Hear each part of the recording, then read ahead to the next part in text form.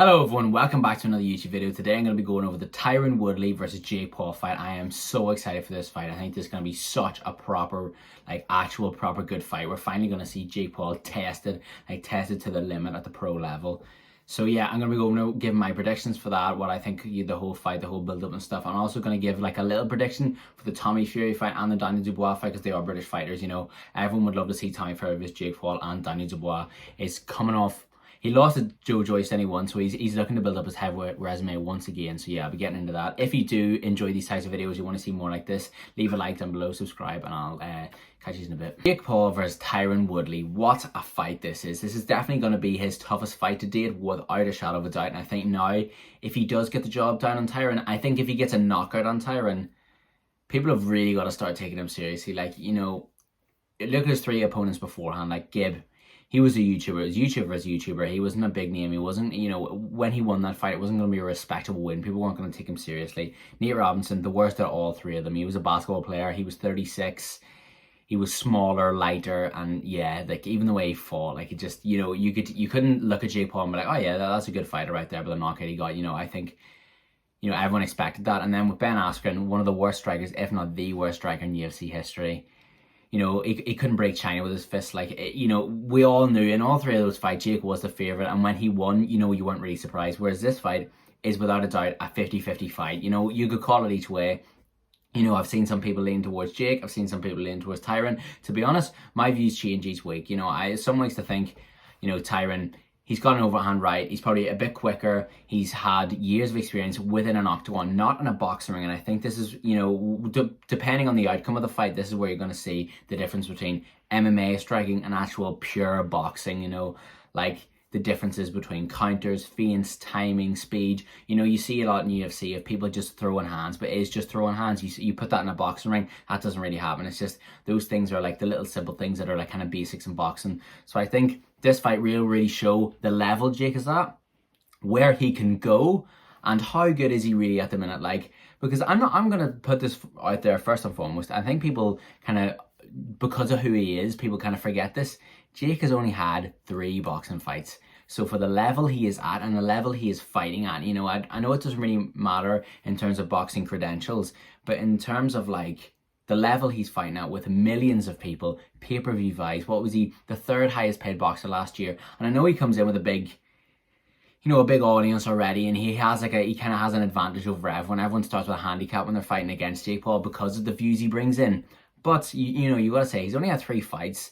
They're all been pay-per-view. They've all been under the lights, big pressure, and he's done well. And you've got to say, for the level he's fighting at and how many fights he's had, he is a decent, if not good level, in my opinion. I think he boxes very, very well. I think he's very good composure. He has very, very good power. From what I've heard of sparring partners and stuff too, he is meant to crack, and he has cracked. I made a video before the Ben Askren fight talking about, how Ben Askren has a really, really good chin. And Jake Paul went in, and within 100 seconds, he had absolutely nailed him with the right hand. Ben Askren went face first into the floor. He fell on his back, turned around. The punch hit him so hard he twisted, and he hit his face right in the floor, got back up. Was it an early stoppage? In my opinion, yes. But still, Jake Paul cracked him. Robbie Lawler cracked him, and Ben Askren got back up. Yes, I know UFC, it's a bit different, letting them, the grind and pound and letting them get up and stuff like that. But still, Jake Paul cracked Ben Askren. Jake Paul flatlined Nate Robinson. He flatlined him. He knocked him down 3 times. Realistically, the first shot he was knocked down with, the fight should have been called, it was a 13-second count. But Jake Paul, at the end of the fight, flatlined Nate Robinson in 2 rounds. Anderson Gibb was this workhorse. He was really active, and I love Anderson Gibb. I was such a big fan of him. I still am such a big fan of him, sorry. But, he put 2 amazing shots into Jake Paul, or 3 amazing shots. Straight right hand, complete composure. He knew Gibb was going to rush him, and he went out and he cracked him, and he did. And he's done this in rounds 1 or 2 in 3 fights in a row. So this obviously shows he's got power, he's got speed, he's got timing, and he's also got amazing composure as well. But the one thing we're yet to see is how is Jake when Jake gets cracked? Because I know Ben threw an overhand right and it caught him. And that is worrying. If Ben Askren can catch you with an overhand right, that, it's a sign for concern. And I know Jake might not put that out to the public, whatever. I think Jake was on about never being hit. But that's a bad thing. I think, we need to see Jake Paul in an environment where he is hit. Because if he gets cracked with an overhand right from Tyron Woodley, and this is what I'm going to talk about Woodley now, it may be not maybe not game over with 10-ounce gloves on. You know, Woodley's used to the 4-ounce, but it could be a world of danger for Jake Paul, and we really could see if it's a make or break for him. You know, is he about it or is he not? You know, this will be his deciding moment. But yeah, I am really excited for this fight, but I'll talk more about Woodley in a second. But yeah, that's my take on Jake Paul at the minute. Let's talk about Tyron Woodley next, a former UFC champion, a welterweight legend, a future UFC Hall of Famer without a shadow of a doubt. So I think this is just, the two worlds colliding is massive, and I rate Tyron Woodley so highly, but I see people saying that he is this, you know, amazing striker and he's this power puncher, and I disagree with that. I think if you look back at Tyron Woodley's old fights, he's a wrestler, he's a grappler, you know, he went to the ground a lot, and but I'm not saying he's not, like, he threw a lot of kicks and he's very good on his feet and he's very good with his hands. I wouldn't say he's a striker, I wouldn't say he's a wrestler, I would say he is a well-rounded, you know, overall fighter. I think he's balanced, I think he's got a little bit of everything, which is a good thing. But, you know, if you're up against Jake Paul, you probably want to have a striker in there so you go in and batter him. But without a doubt, Tyron Woodley can throw hands, and he has got a really, really good overhand right. He has good, you know, his hand position is good. He's a good defense. He can move forward. He can move backwards. He can move side to side in the octagon. It is definitely a lot different in a boxing ring. But you know, if those little basics are there, you can adjust them from the octagon to the ring. It'll take time. It'll take work. But he is working with Mayweather and other world-class professional coaches. So I'm sure those are things that he will have worked on. But at least Jake Paul is fighting someone that can throw hands and has actually got knockouts on a resume, like actual, you know, full KOs. Like, you saw him with Robbie Lawler, you saw him in multiple world title fights. He's knocked down Darren Till as well. That's a very difficult thing to do. He's knocked down Darren Till. He's an elite level fighter. Both Lawler and Darren Till are. He's fought multiple people as well. Even Gilbert Burns and Kamaru Usman and Kobe Covington. He's went the rounds with those guys, and those are, you know, even though he didn't get the win, those are definitely, you know, high stake claims, and those are definitely achievements in someone's career. As you know, Burns, Usman and Covington are the top 3 welterweights in the world in the minute, and for Woodley in the past 4 years to have gone the rounds with those guys is impressive, and it's something that we need to talk about, because people are saying that Woodley is done. Woodley is by no means done. Like, Woodley is not going to go in there and just shy away and, you know, put his hands up and get battered for 8 rounds, whatever. Woodley is still about it. Woodley is in amazing shape. He is trained hard. He is being trained by proper, serious coaches. So I think Woodley will come to this fight really, really well, and it will be a proper equal fight. And I'm glad in the build-up what Woodley has said about it being a proper scrap. You know, none of that. It's not going to be a Disney kid versus a UFC fighter. You know, Jake's saying that as a cop-out if he gets, or when he loses. Woodley was saying this is going to be, and I'm glad he's saying this, and I also agree with this, this will be a scrap. But the one thing for concern, I heard True Jody talking about it, so, you know, go over and check his video out if you haven't seen it already. But, you know, he compared that Woodley in his last couple of fights has invited pressure. He sat there, you know, he's let the other fighter take center of the ring, which is weird. It's bad because you don't like someone that has the power that Jake has. You wouldn't want him just coming on to you and allowing just those punches to come through, especially when it's only your first time in a boxing ring as well. You know, I know there's a difference between 10-ounce and 4-ounce in gloves, but you never want someone to invite pressure on you, especially when it's your first time in there. You just don't want to go in there and put your hands up and just let you get battered. It's a bit, if we're talking YouTube-wise, a bit like Joe Weller vs KSI. Eventually, it will wear off and it will get stopped.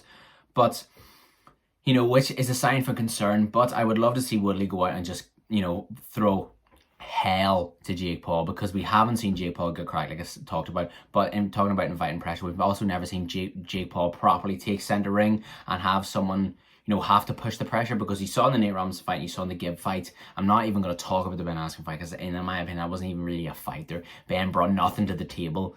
So in those 2 fights, the Nate and the Gibb fight, they pushed him, you know, which, you know, showed off a lot of Jake's skill, but then it was also the kind of, they were running at him, like the Nate Ramos fight, he was running into shots. He literally was running into the shots. He was bum rushing him. In the Gibb fight, got him up against the ropes, he was rushing him, which Jake showed a lot of composure and a lot of time and a lot of, like, actual skill to be able to pick those shots.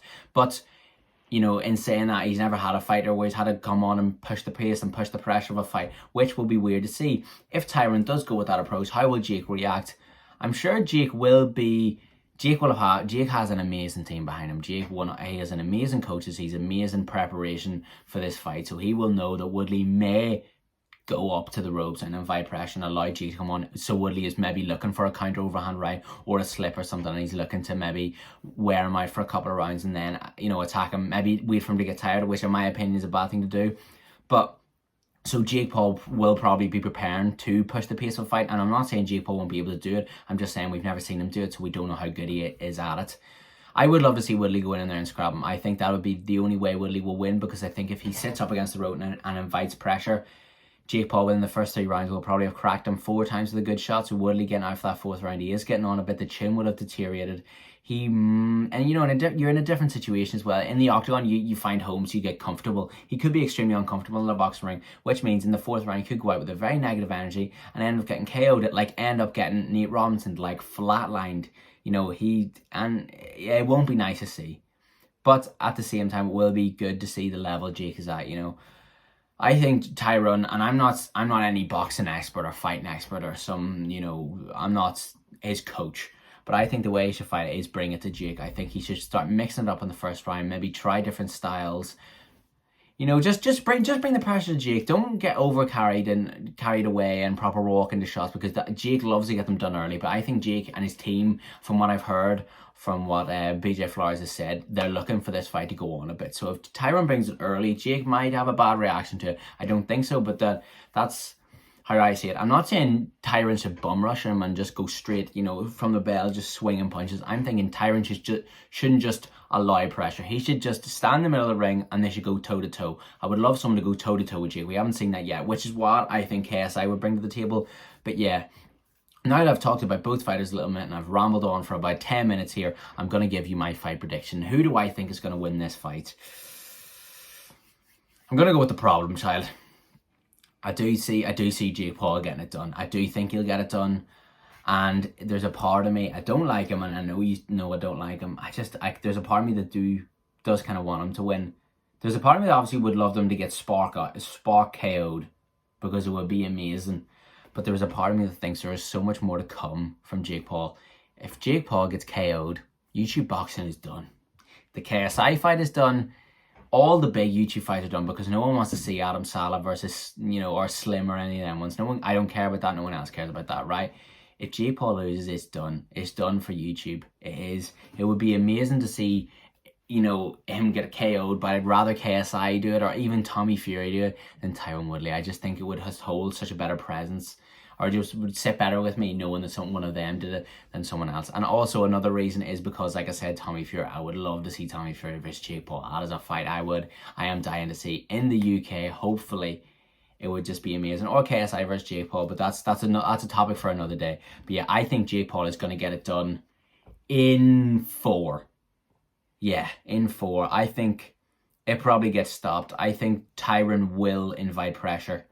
I think he will, and Jake will just tag him too many times.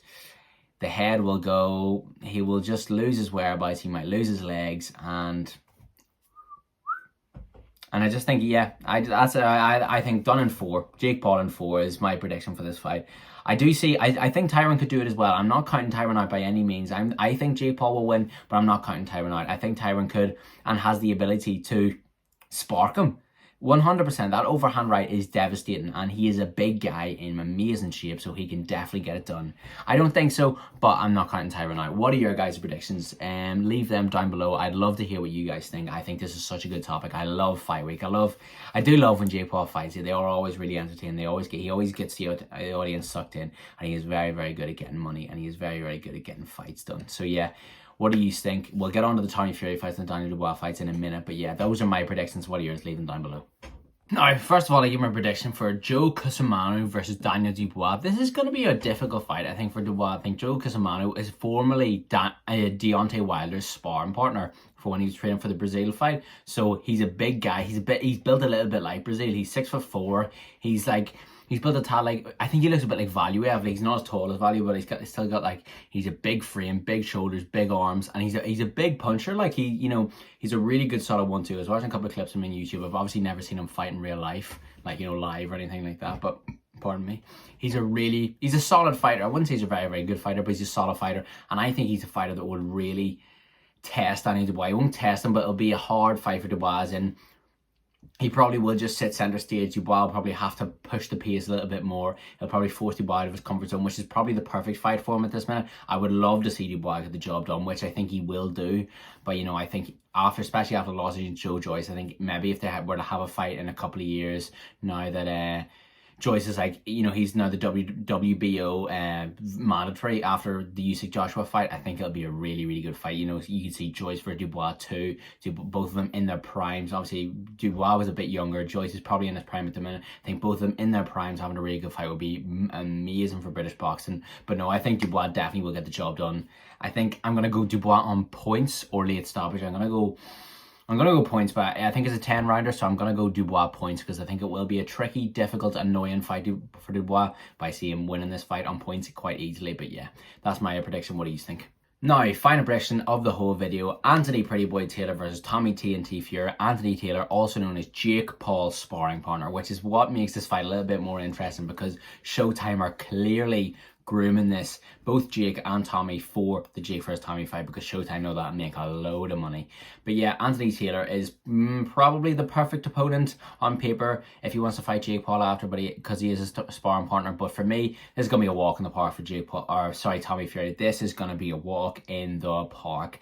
I don't rate Anthony Taylor whatsoever. He had a losing MMA record. I think he was 3-6. And he's an 0-1 as a boxer. He got submitted by James Gallagher. So if any Irish or British MMA fans know him, he's from Strabane in Northern Ireland. And he's like the fake Conor McGregor, or like a wannabe. He got submitted by him. He has one boxing fight. I couldn't find it on YouTube, but he's 0-1. He's 5'7". He's built like, you know, he's all, no neck, he's all shoulders, all arms, but he's 5'7". He's got like a 66, 67, 68 inch reach. Tommy's probably packing, you know, Tommy probably has a 73, 74, maybe 72 inch reach, so there's going to be a massive reach advantage. He's going to be perfect. He's going to play perfectly into the game of Tommy Fury. He's going to keep him well with that jab. He's probably going to wait for him to rush in. Of all the MMA fights I've talked about, and I know I've said a massively about the difference between being in a boxing ring and being in an MMA ring, you know, the fighting style, but he looked like there was no, he just kind of a bit like Nate Rollins. He just ran in, like looking punches, throwing kicks, throwing everything to the kitchen sink. I think he'll do exactly the same to Tommy. Tommy will catch him, fight will be over. I honestly see this fight being over in 3 rounds. Yeah, this is going to be easy pickings for Tommy Fury, in my opinion. Easiest fight of the whole night. Yeah, well, without a shadow of a doubt. That's all I have to say on the matter. And then Tommy Fury versus Jake Paul after that, and will be a massive fight, and another fight that I will definitely make another YouTube video on. I'll probably milk a couple of YouTube videos when that fight gets announced. But yeah, in my opinion, Tommy gets this done in 3 rounds. Yeah, easy pickings, but I don't rate this Anthony guy whatsoever. But yeah, what do you think? Leave your predictions down below. And if you have enjoyed this extremely long YouTube video, please leave a like, subscribe. It would be very much appreciated. Comments if there's any other fights you'd like me to talk about, or if you can rate my stuff. I will be doing other football videos as well. If you haven't checked out my TikTok, it's MCK Sports. I'm so active on there. I do maybe 1-2 videos a day. So if you want to see more of me, go over and check my TikTok. Check out my Twitter as well. It's MCK Sports, or Sports MCK is the ad on Twitter. So yeah, if you have enjoyed this video, please leave it a like, give those socials a follow, and I will see you guys later. Cheers, boys.